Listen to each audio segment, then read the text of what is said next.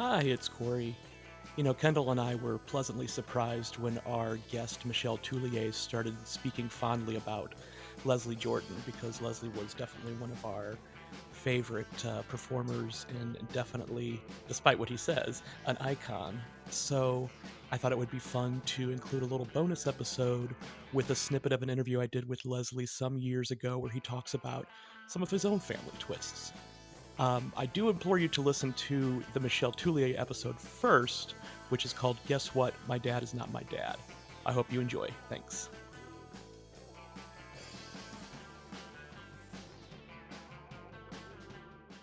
The age-old question, do gay men become their mothers? And the answer is? But a little bit of why. Oh, okay.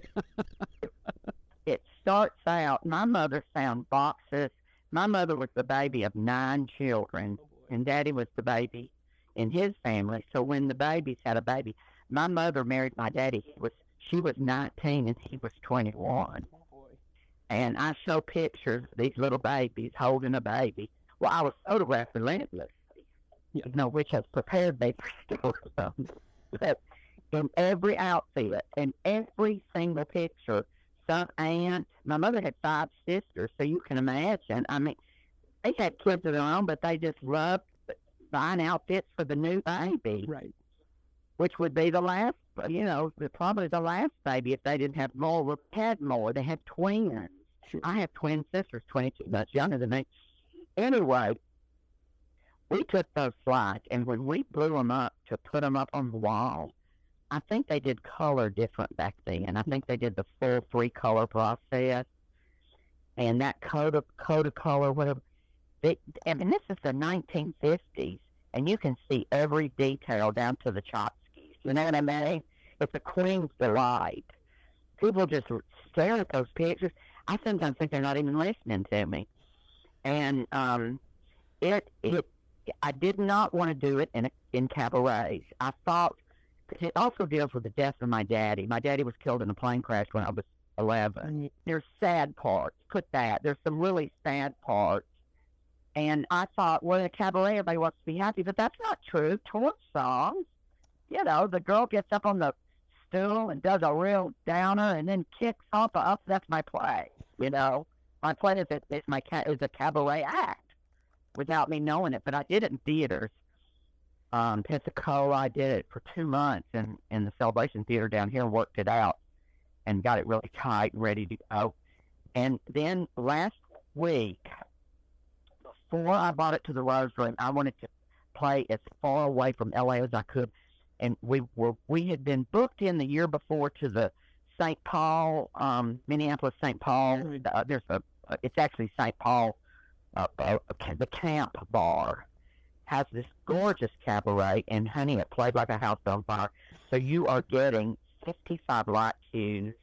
You're getting a goddamn dog and pony show with me right in the middle spinning stories so fast you can't drink too much or you won't be able to keep it up.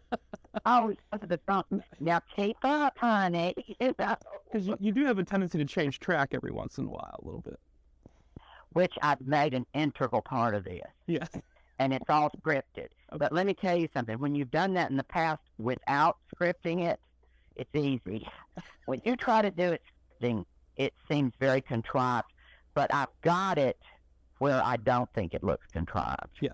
Because I say to the audience, things like, guys, let me remember where we were, because, la, la, la. Right. Which just invites audience participation, which I absolutely hate. No, dear. I work alone. You've done your part now. And then if it gets real ugly, shut your hole, honey. Mine's making money. And then if it gets really bad, it's shut the fuck up. Have a nice day. How do you bring it back to the holidays then? Does it keep coming back to the holidays? All the pictures I realized were Christmas. Yeah. That's when I would get my outfits. And so all the outfits were Christmas. And it's Christmassy because it has a real family feel. You know what I mean? It really brings up family. Right. And the importance. And what it is, basically, is my mother's journey. Yeah. And it ends up where I accidentally took her on a gay cruise to Alaska. I mean, I didn't accidentally take her on the cruise. I just sort of forgot because I'd done so many what a gay cruise was like. Right. And, leather night, underwear party with big dick contest, advertised, right up. Sure. Here's my Southern Baptist mother. But something very cathartic happened. Yes. And it happened in the oddest situation. We had dinner with a couple of lesbians. And I guess because they were close to her age, I've always felt that there were two ways to combat homophobia. One is humor, Yeah. I learned that during dodgeball in fourth grade. The funnier you are, the less they hit you, and put a face on it. I learned that through Will and Grace. Right. It put a face on it, and I think, I'm really proud to be a part of that, because I think the tide began to turn at Will. The tide has turned now. The tide has turned. Yes. But it began to turn. It began shifting at Will and Grace.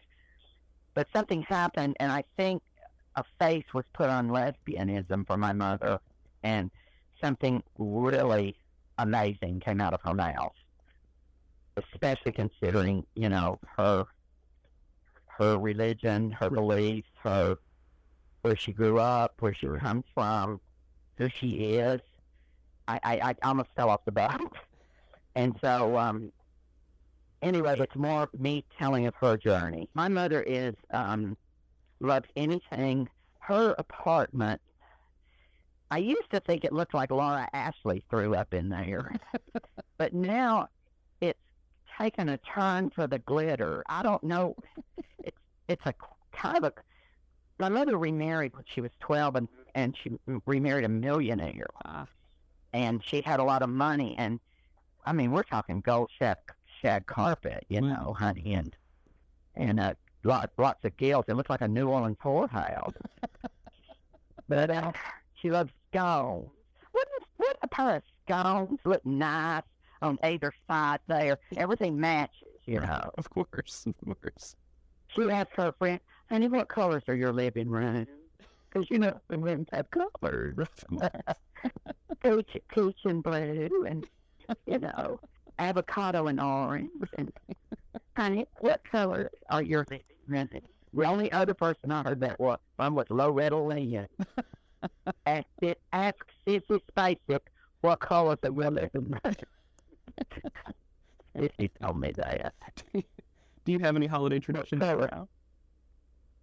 We go out to eat for one, which is crazy since they're all such great cooks. Yeah. And I eat out every night. I'm on the road, 45 cities a year. Sure.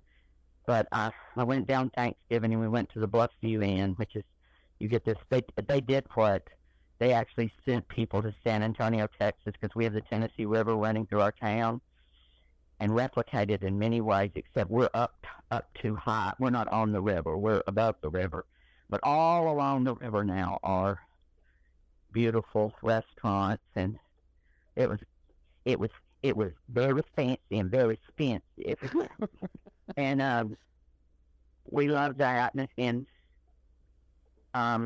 we go and put our pajamas on and just lay around that house. It's the best thing to do. And one year Mother said to me, Leslie, everybody in town wants to see you. And it was right when I was really getting on a lot of TV. Yeah. She said, should we just have a gathering, like a 4-hour open house, maybe from 1 to 2, 3, 4, but 1 to 5, and oh my God, it was hell. It was just having people in our home. We didn't like them back then. Why would we like them now?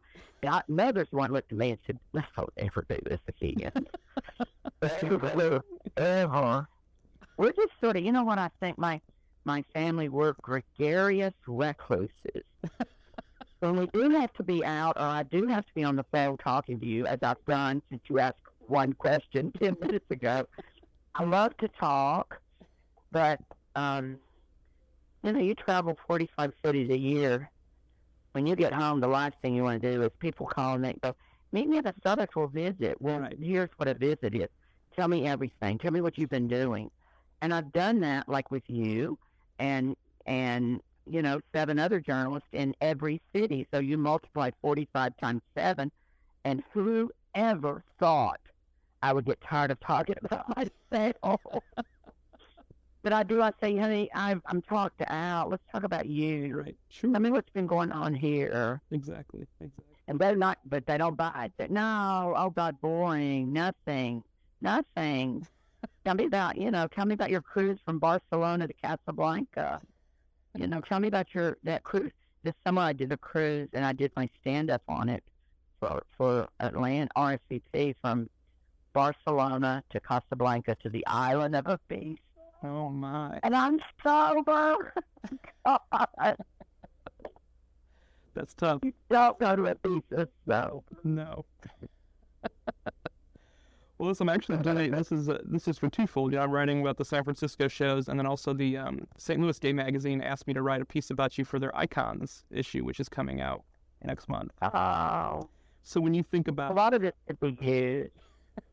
I don't think that I don't think of myself as an icon, because when roads of self-doubt, I was a pioneer. Yeah. I mean, I was playing gay before other people were playing gay, for sure. I'm a pioneer in that I was openly gay the entire time I was in Hollywood. Yeah. I could tiptoe around it in magazine articles and make it funny. Right. I'm a bachelor. Just put bachelor, honey. I could get around it like Paul Lynde and Liberace. I could do that thing. I was a pioneer then. I was a pioneer in the birth of, I love my friend Del Shores to death, but sometimes he says things in his plays, and especially when he and I are writing together, that I think were said at Boys in the Band, 30 years ago. Right. And I think, well, but a rehash is a nice rehash, so let's go with it. But he doesn't have that wisdom that I have. Yeah. I remember Parting Glances. Look that one up. That was a feature. Right. My God, it was ahead of its time. Watch it. Sure. It was about AIDS, the very, very birth of AIDS. Parting Glances, longtime companion, that had, one of them had Kathy Kenny, the makeup girl on. She's brilliant. She's absolutely brilliant, playing the very first fag hag on film. Celluloid. That's a 12 in there. Let's say fruit fly. That'll give you a hint to how the play is. Sure.